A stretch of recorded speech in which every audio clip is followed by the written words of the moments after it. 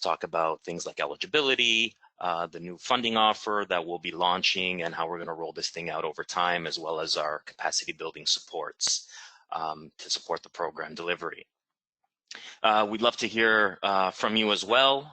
We've built into this webinar provision for some Q's and A's, as well as polling, as your input is really valued in terms of sort of the refinements that we'll be making to this offering, and naturally over time, as we anticipate this being a sort of an iterative design process that will evolve as the needs of the sector change, and sort of that's our approach going forward.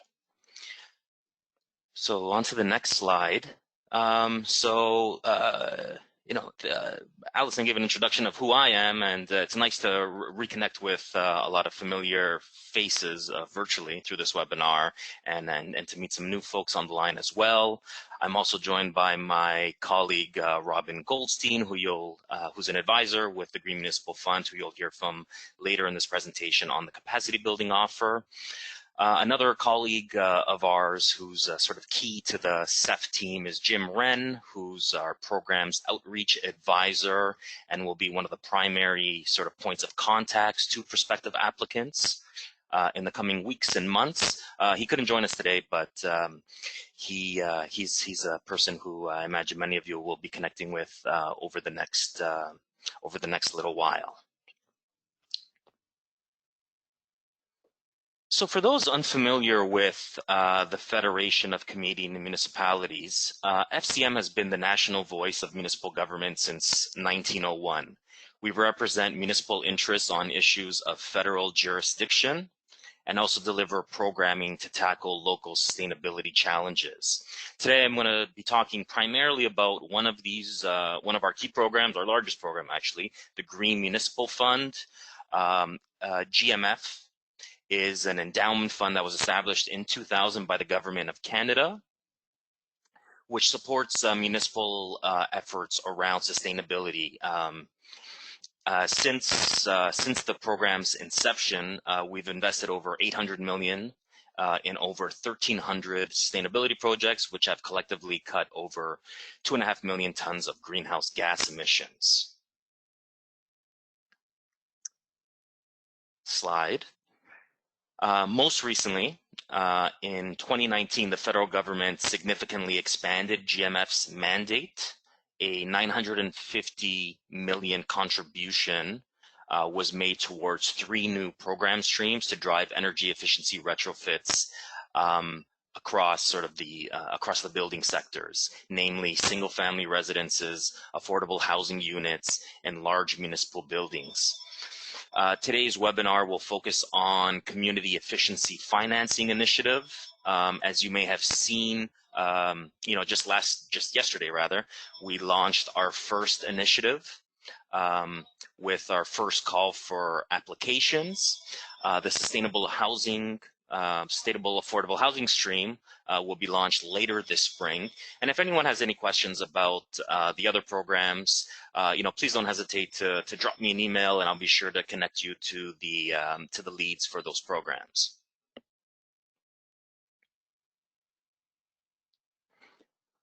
Okay, so as many of you know, there's this huge economic, social, and environmental opportunity in improving the energy performance of the built environment across Canada. Tackling this opportunity is key to meeting both our national and local climate change goals. When we look at the single-family building stock in Canada, it really presents a prime opportunity for energy efficiency as well as emission reductions. The majority of that housing stock was built predates a time when there was any consideration for energy efficiency as far as the building code was concerned. And there's considerable opportunities to reduce energy bill savings, as well as addressing a variety of other co-benefits and priorities of municipalities, which may include things like water conservation, climate resilience measures, helping seniors age in place, for example. Moving on to our next slide. So while there's this huge opportunity, we also recognize that there's barriers that exist to achieving these benefits. And these are based, some of these we've put up here on this slide, some of the key barriers that we know of, based on, sort of our experience and research and some consultation with, those who are active within the renewable energy and energy efficiency sector. Now, some of these barriers, like, time, the timelines it often takes to undertake, home energy retrofit, or the disruption to a residence during that time, are the types of things that, we can't directly address through a financing program. But when we look at things like access to upfront capital and the high cost of undertaking an energy efficiency retrofit, or, the dilemma that homeowners are often faced around, why would I make an investment in windows, which, have a notorious long payback period, when I only anticipating, while I only anticipate being in my home for the next 5 years. These are the types of things, for instance, that can be addressed through a property assessed financing programs such as PACE or local improvement charge financing. So we know that there's, a lot of competing priorities out there. There's a lot of sort of decisions that homeowners contemplate when they consider undertaking home improvements, and energy efficiency that might be a part of that.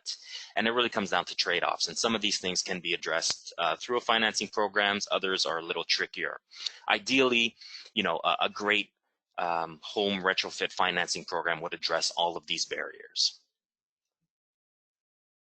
On to our next slide. So when we talk about innovative financing, it's very much an emerging field in the Canadian context. But if we were to break it out, there's really two categories of innovative finance. One relates to repayment vehicles. So things like property assessed clean energy, local improvement charge financing, where municipalities have sort of unique abilities to provide homeowners with the capital necessary to undertake home improvements and be able to recover the cost of that capital, including interest and other costs that may be related to the administration of a program, directly through a special assessment through the property tax bill. That's one example of a property assessed repayment mechanism. On-bill financing is another example that operates very similarly with the support of a utility. And there's other sort of specialized loan products that may, gear a repayment schedule to an anticipated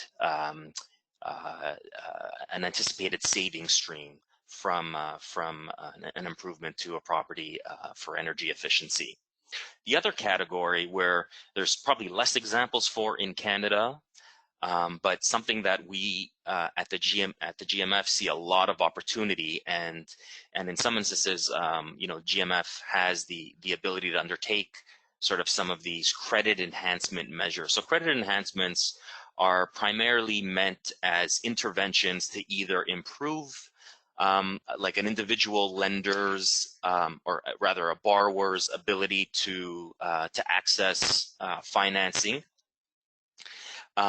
or in the form of something like an interest rate buy down. So basically offering a very low interest rate is something that might open up access to credit for a certain segment of the market. It can also be used to reduce risk to investors who are looking to put capital into a program in the form of things like a loan guarantee, where an organization, usually a government organization, might be willing to put up a first loss provision to act as a backstop for any losses that might be attributed to one of these programs. So we just wanted to sort of identify, sort of baseline everyone, that when we're talking about innovative financing, that these are the types. This is not meant to be an exhaustive list, but these are certainly the key sort of measures and mechanisms. On to our next slide. When we look at sort of the current financing offerings across Canada, we see that there's a bit of disparity in terms of some of the important enabling legislation at the provincial and territorial level that will influence, what can happen where. So under this current landscape, as far as pace is concerned, there's immediate opportunities in 4 provinces and territories, the Yukon, Alberta, Ontario, and Nova Scotia. Saskatchewan is actually coming on stream in 2021 with its regulation. When we look at on-bill programs, it's a sort of a same story. There's some jurisdictions that are enabled, others that are not. So these are, this is an important consideration for us at GMF as we're trying to establish sort of a national framework, recognizing that there's this disparity. But one of the models that we'll be supporting through community efficiency financing looks at the municipal engagement with a third-party lender, such as a credit union,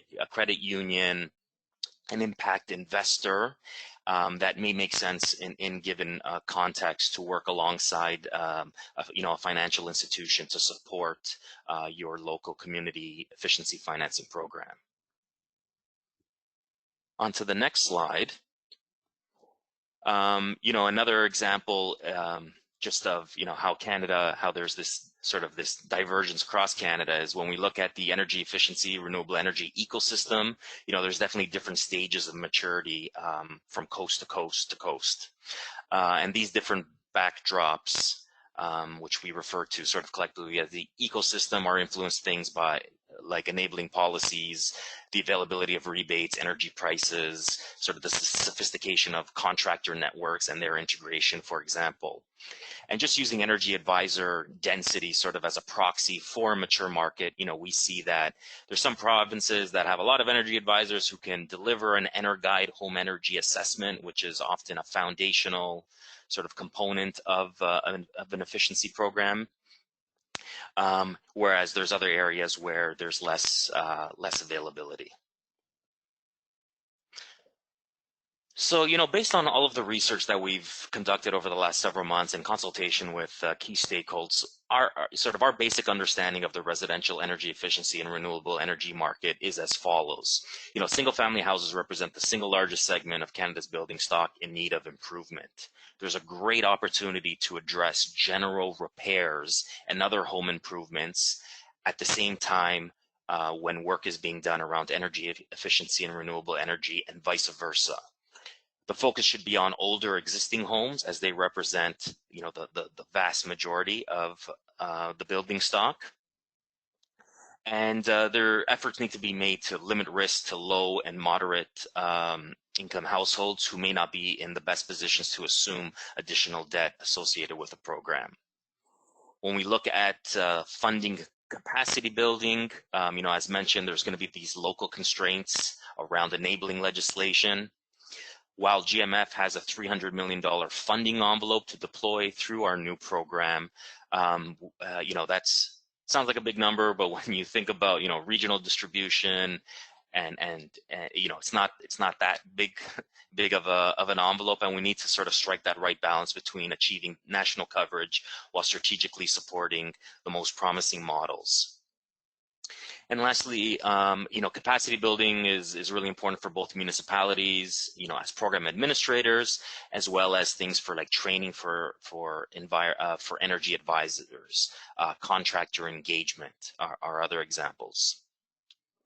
And in terms of how this all sort of comes out in our program design, we really want to encourage sort of this bottom up program design where GMF is providing sort of a general framework for what the expectation is for a municipal program, but really referring to to municipalities and their partners in the local context to strike the right balance in terms of a design that meets the needs of the local communities. We encourage municipalities to work with their utilities to ensure that there's the stacking of incentives and rebates that may be available in a given jurisdiction to make for a great offering to a participating homeowner. And there's a great opportunity to leverage private capital, which can grow a program's reach and impact.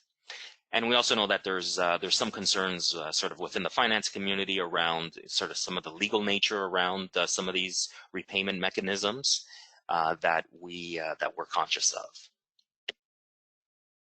On to our next slide. So the community efficiency financing stream, it aims to encourage municipal action to accelerate energy efficiency and renewable energy investments in the low-rise residential sector by utilizing innovative financing approaches.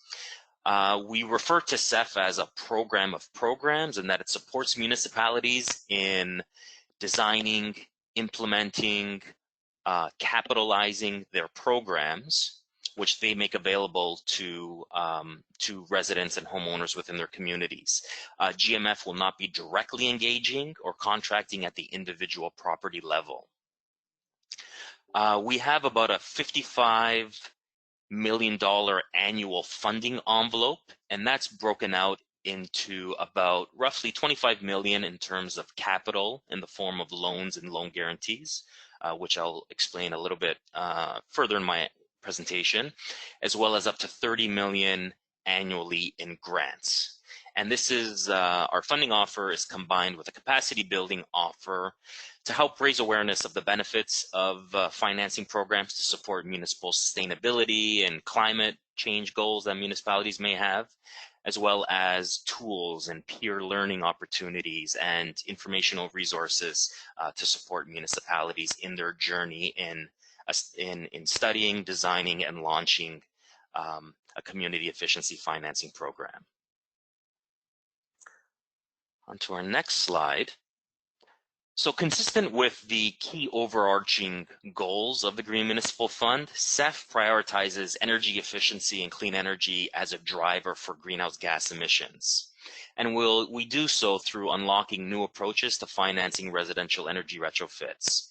And the two primary objectives are, to generate triple bottom line benefits, which I, described a little earlier in my presentation, that relate to, reducing energy use and greenhouse gas emission reduction, given sort of today's current context and, the road ahead post-pandemic, there's a great opportunity to drive local job creation and improve housing affordability. As well as improving the building quality, increase resident comfort, health, and quality of life for Canadians. We're also looking to support market transformation.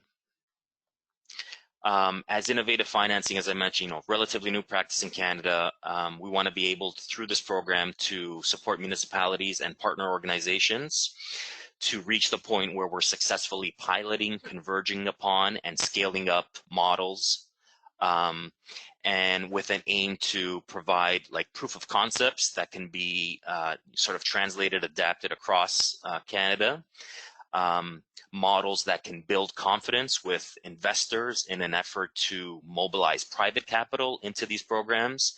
When we look at the needs of municipalities as far as the renewal of existing buildings, that need in terms of a dollar amount, far outstrips what could potentially be supported on the backs of a property tax base.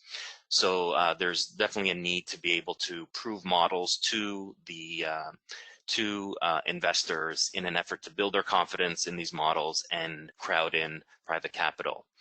And of course, our third point there is just to be able to grow existing programs in terms of their volume and market impact. Next slide, please. So this is sort of the real juice of it all, is our program eligibility and focus. So these are sort of this is the key framework behind the community efficiency financing program. So as mentioned, we're targeting single family housing sector.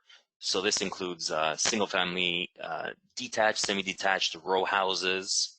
Our focus is on existing buildings, not new construction.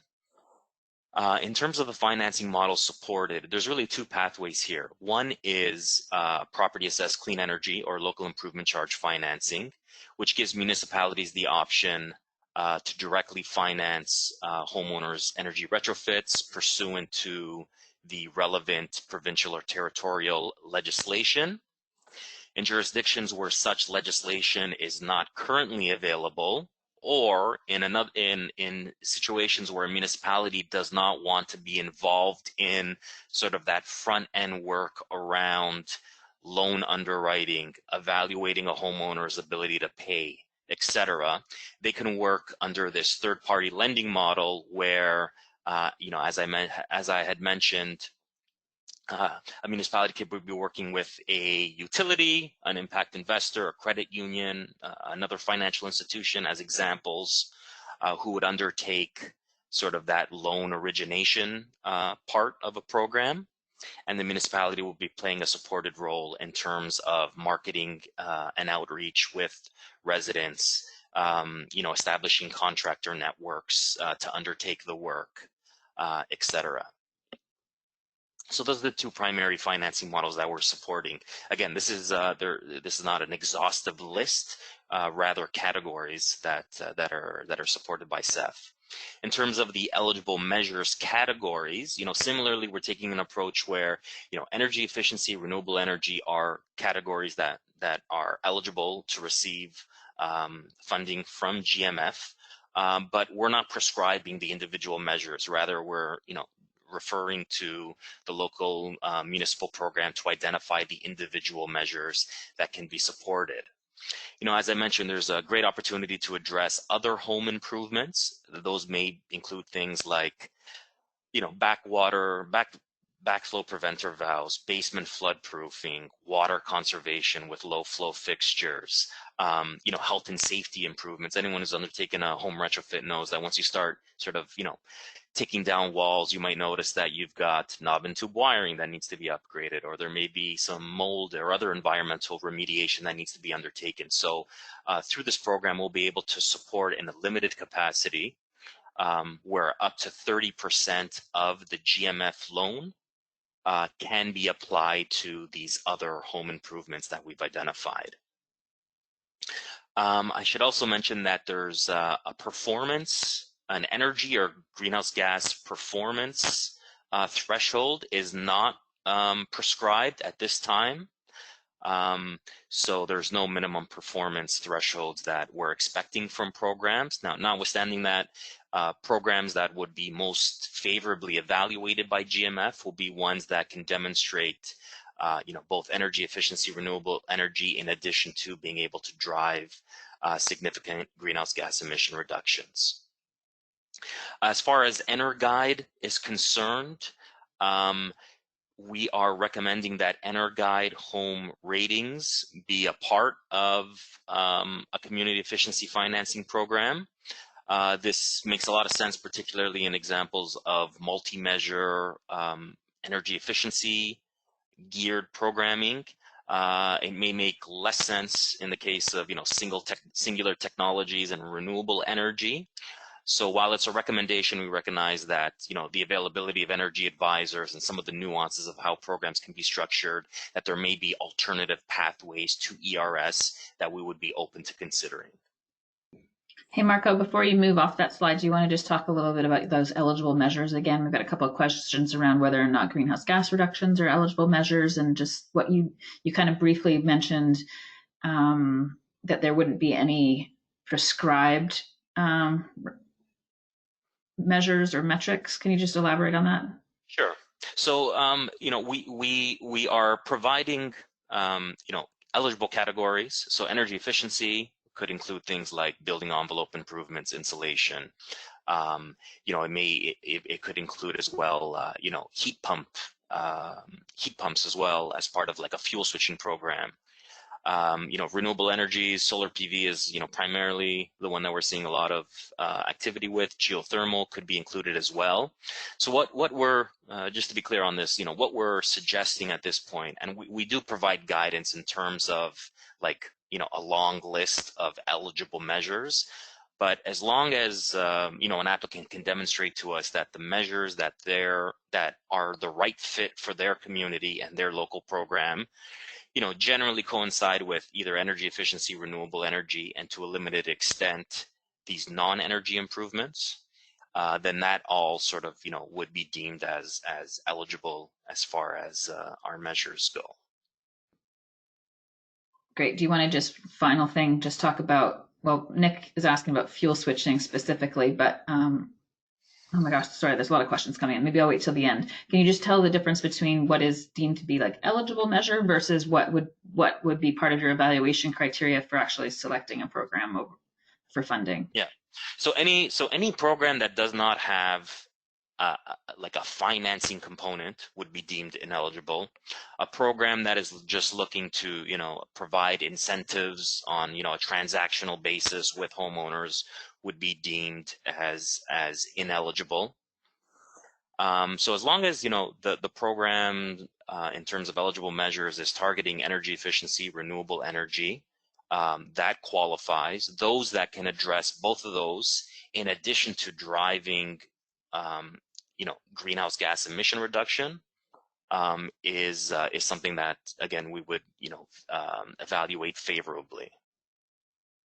So, for instance, in Ontario, where we're a jurisdiction with a very clean electrical grid, and where natural gas is the primary heating fuel for home heating, a solar program in Ontario versus a program that would encourage, multi-measure energy conservation for natural gas, or fuel switching off natural gas into electricity.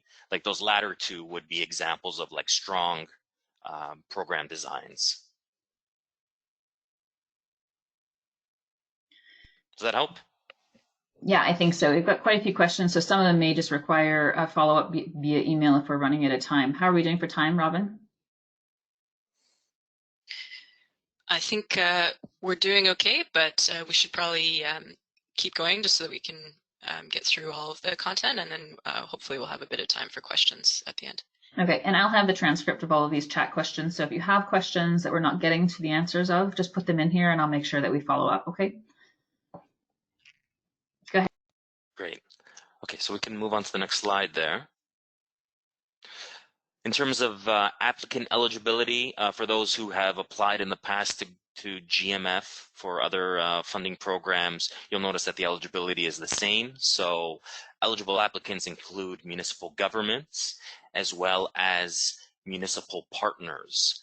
So this is a pretty long list of what it could be, a corporation, a nonprofit organization who may be acting as a regional administrator for a program.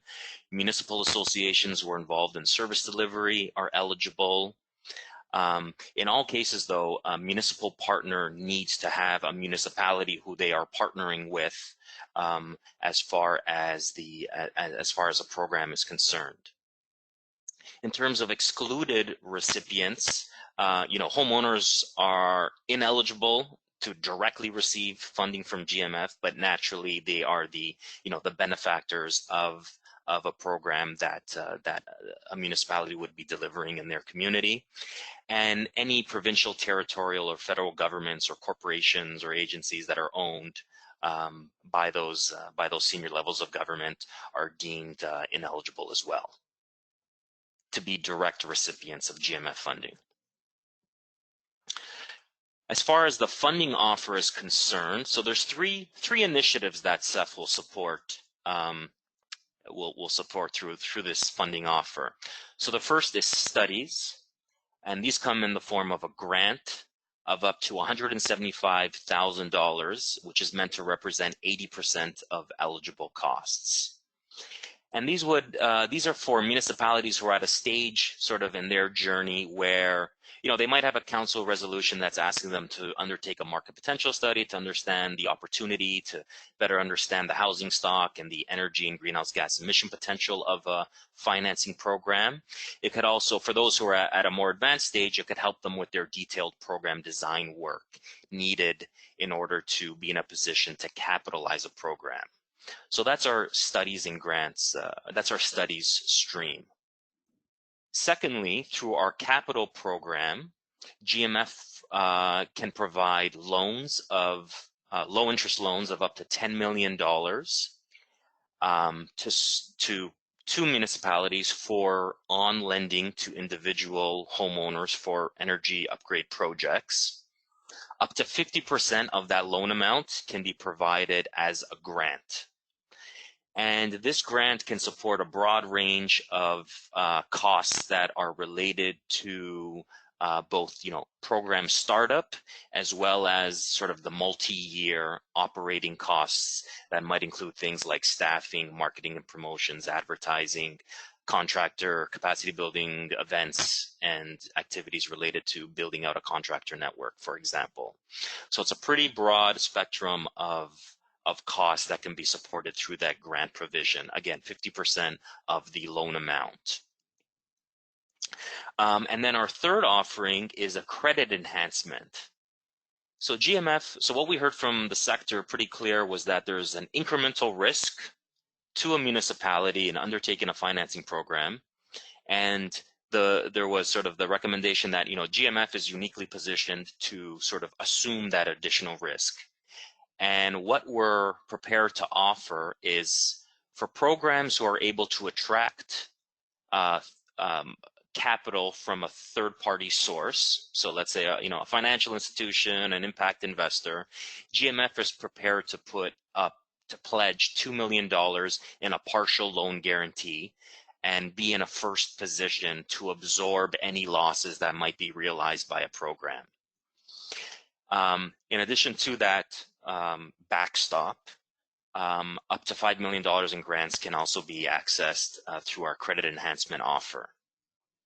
Now, one thing that we will be looking for is that the municipal partner is being able to leverage this backstop in as far as a ratio of 5 to 1. So for every, so let's say in the case of a $2 million partial loan guarantee, we would want to see private investment of $10 million or greater in order to be eligible for that credit enhancement. So really the objective here is a municipality being able to source and bring into their local program private money, and GMF being able to pledge a backstop to de-risk that investor's investment into that local program. Next slide, Robin, please.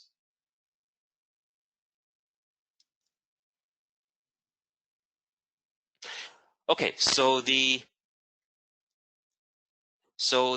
just real quickly, like the value proposition that we see with, like overall with this program, based on all the work that we've completed to date, is that, we're trying to reduce barriers to program entry. We've structured things around this bottom-up program design that really puts municipalities in the driver's seat in terms of, building out the programs that are the right fit to meet the needs of their communities. We're providing equitable access of funding and capacity building supports to municipalities regardless of their size and the legislative context that they operate in. And there's a high level of flexibility to be able to align with existing programs within a given jurisdiction. Mitigating risk is another way through, as I had described, we're de-risking municipal involvement as well as the involvement of private actors who are looking to bring capital into local programs through our backstop provision of the loan guarantee. We've got a commitment from our management team at GMF to provide, low interest financing to municipalities who access our loans, very much comparable to what would be otherwise available from provincial financing authorities. Municipalities can also access that loan on a just-in-time basis, similar to how a line of credit would work. So GMF would approve an upper limit for the loan amount, giving the municipality the ability to draw down from that limit over time based on what their forecasts of loan volumes are. And as we'll hear, more from Robin shortly, is we're really looking to support municipalities at all stages of their development. So whether you're on this call and you're in the very early stages, or you've never even thought about a financing program, to those who are already in the market and who are looking to maybe recapitalize their program and really try to achieve scale, we'll be able to support you both as well as everyone else who's in the middle. So wherever you're at in your journey, we're going to meet you there through our funding and capacity building supports. I'm conscious of time here, so I'm going to kind of move through this stuff rather quickly. But what we're sort of our approach is a multi-phase rollout. So as mentioned yesterday, we launched our first call for applications. And really who we're targeting here are the sector leaders who have programs that are either ready to be funded or those who are looking to recapitalize their existing programs to scale impact. So we'll be offering the capital program, so loans and grants, as well as our credit enhancement, loan, partial loan guarantee, and grant for this first funding call. This was really influenced by, conversations that we've had with, some of the leading jurisdictions who are at sort of that point in time where this funding is needed rather quickly to get their programs to the next level. Now, in 3 short months, we will be launching our second call for applications on June 30th. And sort of we're targeting here are the early movers. So those who are looking to seek support for program development and deployment through things like market studies, program design studies. And these are grants, as I mentioned, of up to $175,000 to support that work. So those are our first 2 call for applications. Early in Q1 of 2021, we will be launching, the CEF standing offer. So this is our continuous intake. This is our continuous intake program where we will be providing grants for studies, program capitalization, credit enhancement, and other benefits as well to support, municipalities at all stages of their development. So I think the key message here is, yes, there's a current opportunity that's in the market. Municipalities are going to be eligible for that, are going to be, a small subset of all municipalities, but that as we roll this thing out over the coming months, there's going to be opportunities for everyone to participate. So if you're not ready at this moment in terms of a program capitalization, hang tight, because in 3 months' time, there's going to be a studies call, and early in the new year, we're going to be accepting applications on a continuous basis. Next slide. Okay, so I'd encourage everyone after this call to please visit our CEF webpage at GMF. There's a link, and I imagine Allison's going to share the slide deck with everyone. There's instructions there on how to apply, and there's really 2 stages to our application process. One involves completing a readiness survey. So through this readiness survey and the logic that's built into that survey, we'll be able to sort of screen in and screen out those who are either ready for this first capitalization offer or for our second call for studies, or maybe folks are just not ready yet and they should just keep in touch with us through our newsletter and the communications that we put out so that when we do launch the full program, you'll be made aware of it. The intake window for our first call closes on June 30th, though that is subject to review given the COVID situation. And just in terms of the prerequisites for that first call for applications, so there's 5 components to it. First, we want to see that a municipality has an approved energy and climate action plan that prioritizes residential energy retrofits.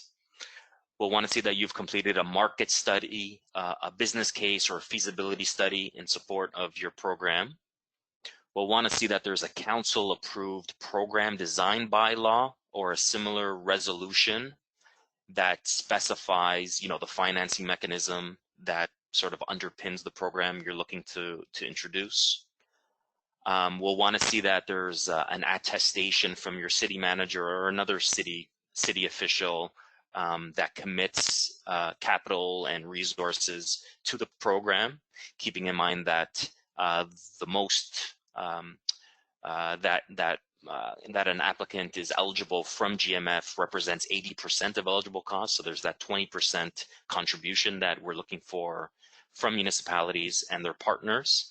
And then we'll also want to see that there's a proof of legal authority to basically deliver the program that you're proposing. So again, everyone, please visit our website to learn more. Complete our readiness survey as the sort of first point of contact. And for those who meet the criteria we've identified, my colleague Jim will provide you with sort of an application package to get things started. Next slide. So Marco, the next 2 slides are actually polling questions. There are a bunch of questions in the chat box as well. Just wondering, we may not have an opportunity to address them on the call. You know, Allison, I'm inclined that we take stock of all of these questions. This actually really helps us because we're in the process of designing like a public-facing sort of FAQ document. So, you know, we're just really pressed for time on this call, but I think we'll make a commitment to getting back to this group in written form as soon as possible. Okay, I mean, I think I've kind of tried to categorize them into a couple of groups, so I think we can hit them fairly quickly if we have time. But let's go through what you need to, and then I'll see if we can't answer a few of them. Sure. Okay. So, is your municipality or organization considering an energy efficiency retrofit program? Already delivering, have council management. Okay. So it looks like most of you guys are somewhere in the middle. You're currently designing a program and you have support from council to do so. That sounds about consistent with what I've seen in terms of our LEAP program, our Equitable Clean Energy Program Design program that we're doing with some of our CUSP cities, is that they're kind of all in the midst of trying to deliver these programs or design these programs up. So some of you it's still not on your radar, which is cool because this program, this funding offer will last some time, so you don't have to rush to get to into this round. And for those of you who are already delivering a program, then this is an opportunity for you to access this program to augment yours or recapitalize it. So particularly for you top 5 there, this program in the first round is probably really targeted at yourselves. Okay. Great. Marco, would you like to wait a few more minutes here, or should we move to the next question? Yeah, let's move to the next one.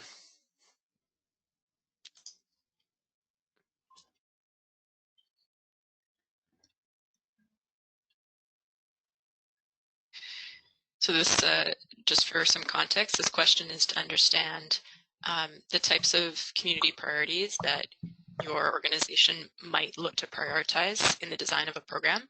So in addition to energy efficiency, you know, is GHG reductions a big top priority? We're assuming that it would be. That's obviously one of the main goals of the overarching CEF initiative, but there's a whole bunch of other community priorities. And there's a flood of responses coming in, so that's great. This is great. Isn't it fun? The Mentimeter. It's cool. So yeah, I mean, maybe as we're getting these through, maybe just talk to this. So a bunch of the questions were really aimed around like, how are we going to make sure that this program actually delivers the outcomes and the impact we're looking for around deep retrofits, not just shallow renovations, and who are ultimately going to be driving these greenhouse gas reductions if we don't have performance requirements in the program design. Yeah, so what I think what we want to do here is we don't want to create a frustration between GMF setting a threshold around, you know, greenhouse gases or energy performance when a municipality may have prescribed that or have, you know, aspirational targets in their own climate action plan. So we want you to go with the targets that you're working within sort of the, you know, the current scope of your work and the directions that you have from your municipal councils. You know, not all programs will be created equally. Like there may be some programs that will want to, you know, similar to, you know, Halifax Solar City, where it's a singular, you know, technology that they're trying to, to achieve a scale in terms of the number of projects completed. Whereas, you know, when we look at the sort of the home energy loan program in Toronto, it's a much deeper program in terms of the eligible measures that it supported, but it also has the a much lower uptake just because of the nature of, you know, the comprehensiveness of those projects. They're more costly, they take longer to complete. They can also drive pretty significant natural gas savings. So, you know, there's really sort of that trade-off between, you know, volume, potential for efficiency and renewable energy generation, and the targets that you may be working towards. So, you know, we look forward to your proposals and defining sort of how that all reconciling on how all of that comes together. Great. So I think we can, well, we'll just analyze this. So it looks like the priorities are well mixed.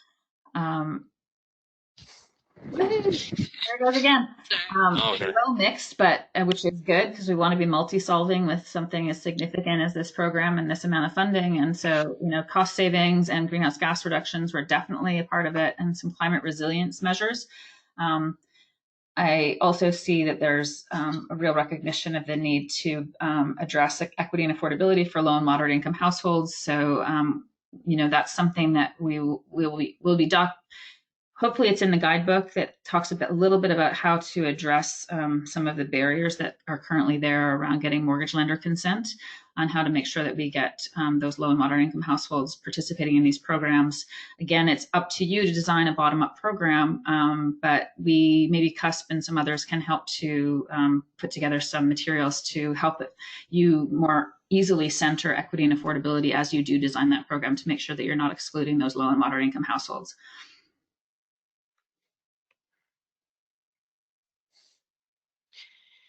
So we had put a placeholder here for questions, but given that we only have a few minutes left, I'd love to just give a very quick overview of the capacity building components, and hopefully that will address some of the questions that have come up in the chat around support and toolkits and that kind of thing.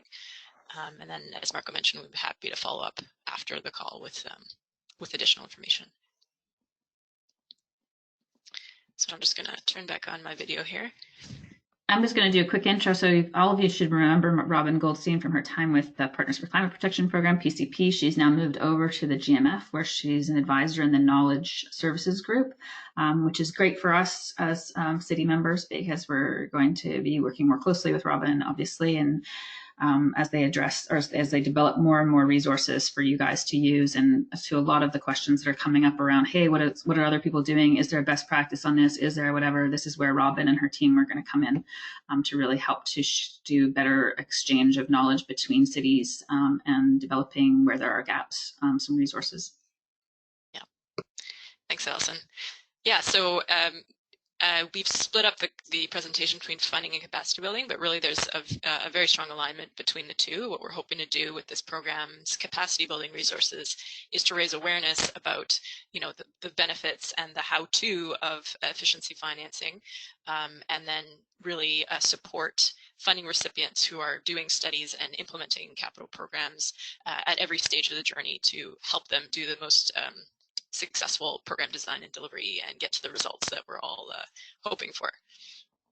So very quickly, the types of capacity building supports that we're designing right now are around that broad reach awareness, which I was talking about, as well as developing some kind of quick start resources, fact sheets, and guides to help understand those who are at early stages of considering an efficiency financing program, what's involved. I think there seems to be a high demand from the comments in the chat box about guides, templates, tools. That's exactly what we're looking to develop, is a resource library. We're giving some consideration right now as to how we can publicly share case studies, tools, templates that are publicly available, but also share back some program documentation from existing programs that maybe is more confidential, but share it with peers. So that's something that we're working on. We're also thinking about how do we support some kind of national network to connect stakeholders who are working in this space and share best practices across jurisdictions. And then, so that's the broad reach. Then on the targeted side, we're offering coaching support for municipalities and partners who are developing funding applications and helping them connect with those resources. And then once they've been approved for funding, we're really, we want to help you deliver the best possible initiative that you can. So we're going to offer access to technical coaches to help troubleshoot issues in real time while you're implementing your initiative. We're also going to be convening essentially a peer learning network for those first two funding cohorts, at least, to help bring you together and learn from each other and exchange and collaborate as you're working through your initiatives. And we had planned for some of those meetings to be in person. Obviously, we'll be prioritizing online meetings for the immediate future, but hopefully we'll be able to get back to meeting in person going forward. And then we're obviously going to evolve the capacity building offer over time as the needs emerge.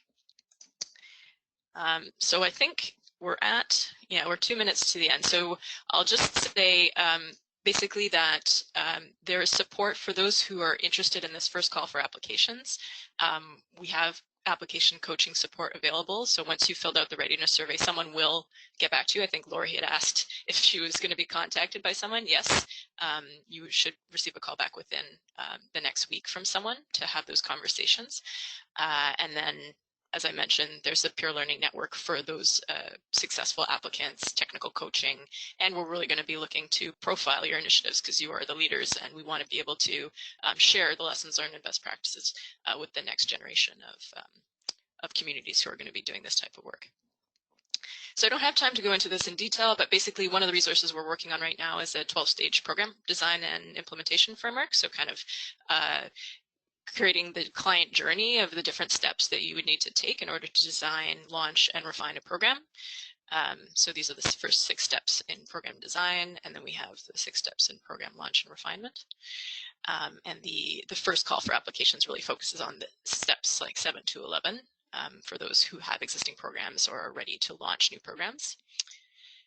And then we're also working on some fact sheets, as I mentioned, to kind of contextualize why you would want to do this and what you need to think about in order to get started.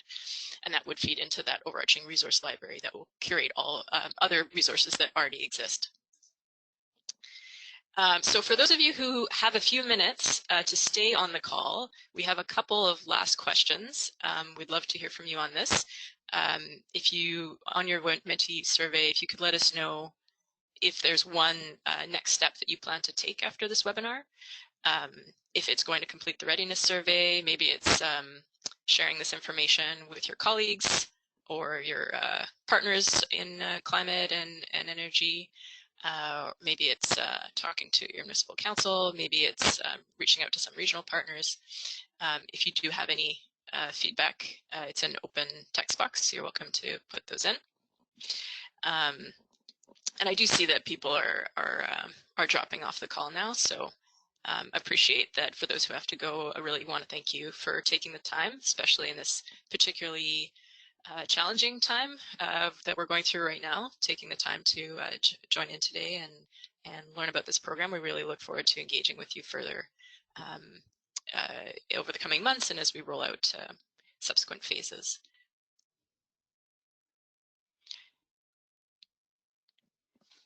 So I'm just I'll just give it a few seconds, and then we do have, I think you can, I'll just advance the slide. I think you can continue to That's right. in your feedback. As long as you keep the poll open, they can continue to feedback into that question, and then they can also advance to this next question. Yeah. So the next question. We still have 90 people on the call, so I think it's still worth asking the questions and getting the feedback. Okay. So the next question is also an open-ended question about, considering, what you plan to do next. What information or support would you need from us? Excellent support from Jim and Mercedes. Okay, that's great.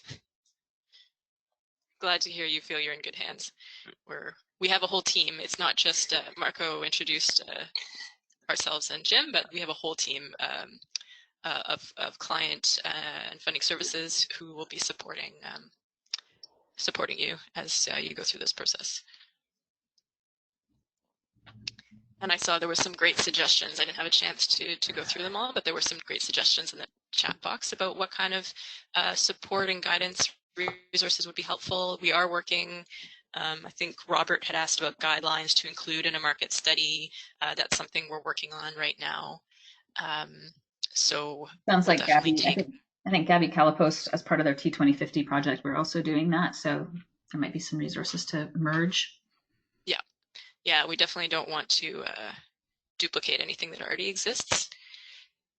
Yeah, and I would say too, just on that program design guidebook that you're putting together, we did in 2018 with our partners in the States put together the equitable clean energy program design guidebook for local governments and their partners, and I think would be super relevant. and maybe you've gone on a little bit, like you've got far more steps involved into the refinement and whatnot than we specified, but our guidebook is still about 80 pages long, and we're building a bunch of other tools and resources to help with that through our T2050 project. So it might be something also to incorporate into the work you're doing there. Okay, sounds great. So the very last question that we had is simply an evaluation question for those that are still on the call. If you could let us know, the answers to this won't be visible on the screen, but if you could let us know how helpful this webinar was. We're definitely thinking about doing other ones. We didn't initially plan to do such a large webinar, but clearly there's a lot of demand and a lot of interest. So we're now thinking about how we can repeat this as well, both in English and in French in the coming month. So any feedback you have on how useful this was for you would be helpful. That's great. Well, I think people are starting to roll, and I also have to roll off, which means I'm going to have to stop the recording and exit the GoToMeeting. I really appreciate your guys' openness to having this webinar, and particularly to having it to such a large group. I know you've been working super hard to just get the program launched, let alone to be ready to present on it the day after it soft launches. So I really, really, really appreciate your willingness to kind of come out and trial it with us with such a large group. I think it's hugely successful. I think, yeah, the first few slides learning about FCM and some of the background kind of was a quiet and soft lead up to the real juice, which I think is an amazing program that you've thought through really intelligently around how it's actually going to work for cities and their partners. So yeah, I mean, I think it's really a thoughtful and amazing program, and I'm really looking forward to seeing what cities can do with it. So with all that, thank you again, Marco. Thank you, Robin. Thank you all for joining the call. I will send out an email with the slides. I will send out an email with the link to the website so that you can go fill out the readiness assessment and other things and check out the guidebooks and whatever, which I think are maybe coming if they're not there already. Are they there yet, Robin, or is that something that's in development? Sorry? Is there like a guide for like figuring out eligibility and interest rates and how to build a business case that would meet the requirements? And is there a little bit of a guidebook as yet, or is that in the works? That's in the works. Okay, so perfect. So I'll send you the link to what is available now, and then we can work with and support Robin and her team in crowdsourcing what resources are already available so that they can start to really populate that for people. Okay, thanks all. Got to head out. Thanks again for all your time. Thanks, Allison. Thanks, everyone. Thanks, Allison.